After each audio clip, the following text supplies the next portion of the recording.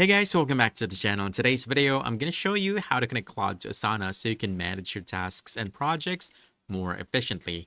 Now, let's get started. First, go ahead and open your Claude and then log into your account. From here, you want to click on this plus icon, choose connectors, and then click on add connector. And then from here, you want to look for Asana in the connectors directory and then click on it.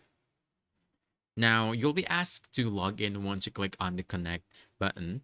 So you'll be asked to sign into your Asana account and approve some permissions so Claude can access your projects and tasks. Once connected, you're basically good to go.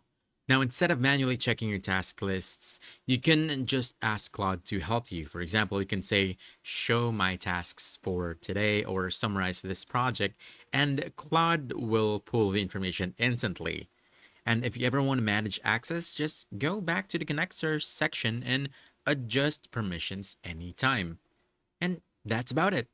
Connecting Claude to Asana basically turns it into a smart project assistant that helps you track, organize, and manage your work faster.